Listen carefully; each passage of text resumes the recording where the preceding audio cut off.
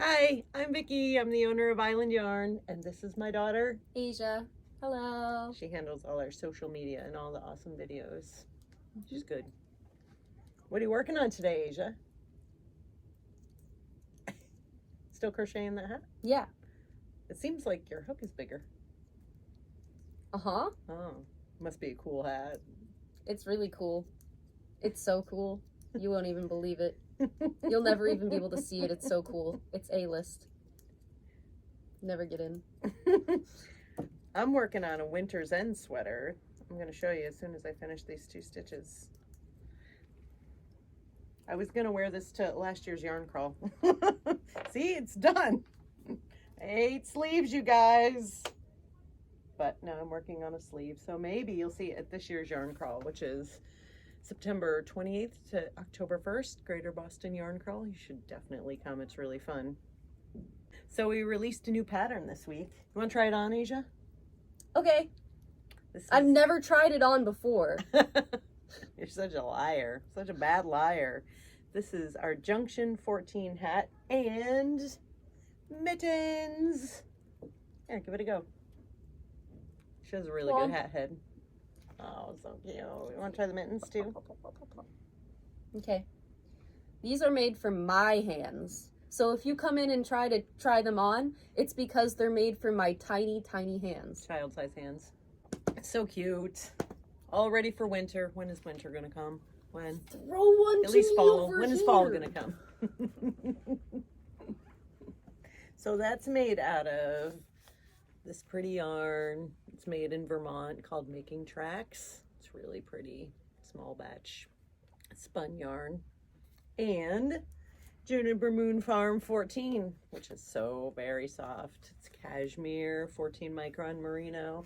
That's what makes it like softy on your ears, because this is a little hardy. Like from last week's rankings, Aja would have ranked this over here, not over here in the soft category. They do have a cool gradient on them too, so they look a little like asymmetric, which is a neat little... Yeah, and the hat too. You bend down, it has a fun gradient that grows up. It grows up into a big boy. It grows up into a hat. This yarn grew up into a hat and mittens. And from last week, you guys know I was knitting that flipping hat. And it's all done. Here's the magenta side. And then here is the Barbie side, the doll face side. Want to try that on? You're gonna be a Barbie girl. I'm gonna be a Barbie girl. Woo! You can also take this hat and then go, whoop! Oh, I did. Try it again. Try it again. Whoop! Ah! It's nice. Mm-hmm. I like that side on you better, just because you look really good in that color. I think I like the other side better. Interesting. Mm-hmm. You don't usually go for anything yellow. But it's got some yellow. It's giving Barbie. It's giving a lemonade. It's giving tasty. We have an audience today. we have an audience. If you see us laughing in the corner, at the corner of the screen over there, we're not insane. I mean, it's relative. Maybe for other reasons. Right. Yeah. 2 things can be true. Yes. Vote in the comments what side you like of the flip bean better. Yeah.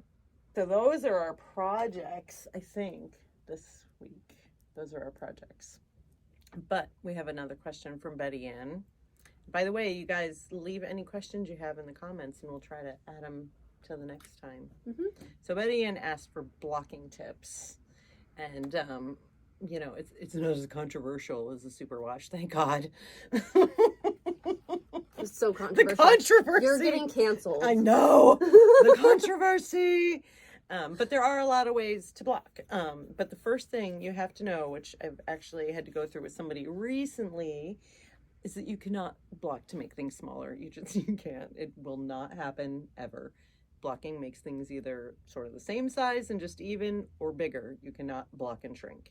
If you need to shrink, you can try your luck with felting, and you really shouldn't do that either.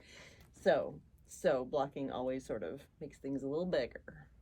But people block in a lot of ways.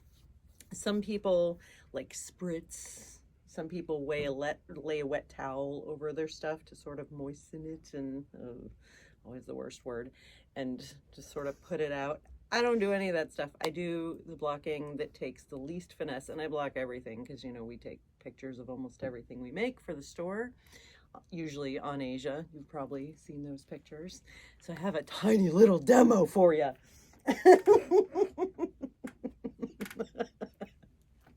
It's tiny. Our audience thinks I'm a dork. They would be right. So I have this swatch. Remember we were talking about swatching? I made a swatch for all you guys who still refuse to swatch. There. Now, would you guys make swatches if somebody applauded for you every time? Because I could do that. All right. You did it. This I already made wet. And so what I do is I just stick the stuff in water. If you feel like it needs a little wash, you can put a few drops of shampoo in and just like mush it around so it's not like clumpy.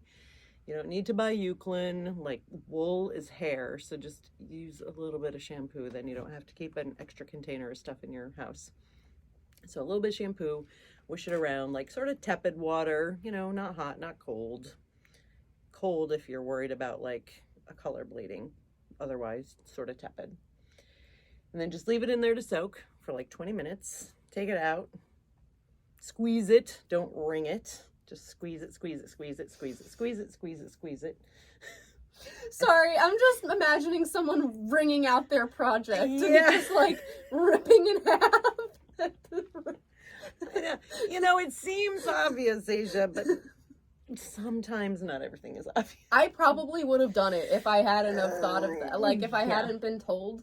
But, like, that's just so tragic to think about.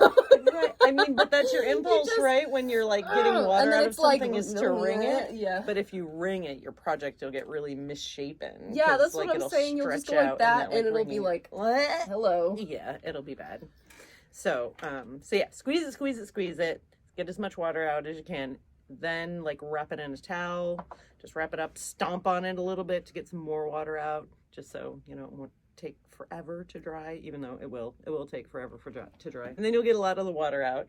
And then it's just kind of damp. See? It's damp. Ew. And then it's best to have some little blocking boards like this. You can get them at the dollar store. You can get these anywhere. Like, you know, the knitter ones sometimes have a grid on them, which can be nice. It's not all that necessary. And they sort of like upcharge them like crazy. So honestly, I usually just tell people to go get these mats somewhere cheap. Because If you wanted a grid, you could draw it on. you could draw it on. You don't even really need a grid. You know, you guys aren't even going to swatch apparently. So what do you need to measure for? Anyway. Roasted.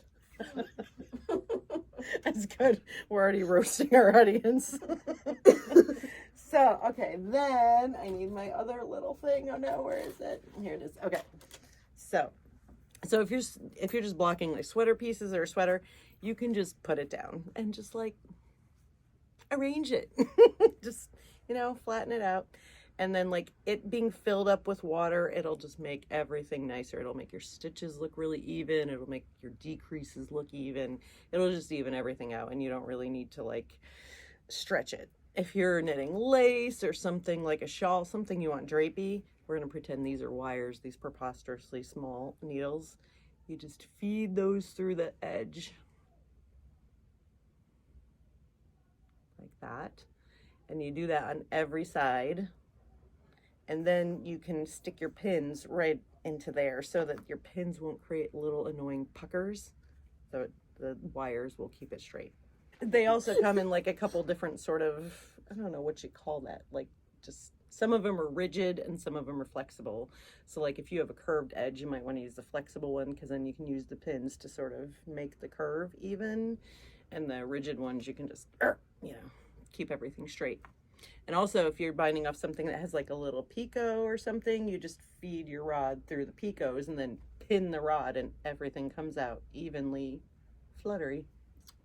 Cool, right? Mm-hmm. So this is pretty much it. Then you just wait for it to dry, except I have one more extra bonus tip. At this point, really, you should apply your most absorbent cat to it. Because have to use your most absorbent cat because, like, some cats are long-haired. And they're not that absorbent. Like they get up. This cat gets up and this thing is dry and the cat is wet. This cat gets up and the thing is still wet and he's dry. So, you know, not that absorbent. So apply. Can't even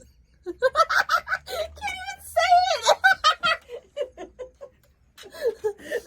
Step 3, apply absorbent cat. Yes, that's our best pro tip, is to apply your most absorbent cat. If you have many cats, find the most absorbent. It's usually the short hair cat. The only con to this is that there will also be cat hairs embedded into your project. Well, the other thing is you're not going to be able to keep your cat off of it, so you might as well come to terms with it and herd the most absorbent cat onto it. The real life version of this cat will be on my project within 15 seconds of me pinning it. I pin it, I walk away, I come back, it's sprawled out on top of it. So, you know, you just got to come to terms with it and find the benefits. And, you know, she's really absorbent. If you have many cats, maybe you can color match. You know, you can color match your projects to your cat. Right, yeah. Maybe the fur will blend in a little more. Those nice turquoise cats, they could go for like some of this stuff. Yeah, definitely. I just imagine Chloe trying to block this tiny square, and it would just like be completely under her butt. She's so large. And then she'd have a square of wet on her fur. Just one square. You'd be petting her and think all is well. Solid square. Just a shade darker than all the rest of the black on I should her. take it home, and if she sits on it, we'll take a picture for you guys, because she's pretty relentless. Give you updates. Yeah, we'll update you on the blocking of the square by Chloe. There you go. There you go. Now she purr.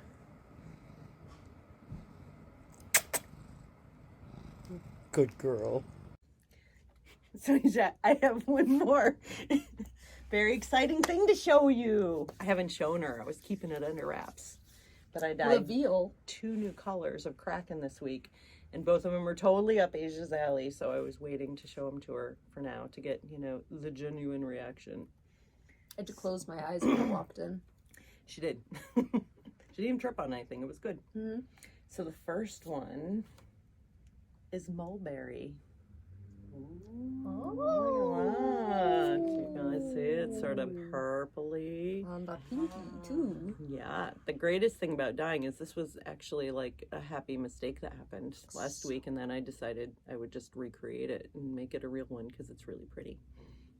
So this is mulberry. It's going to be up online with Kraken soon.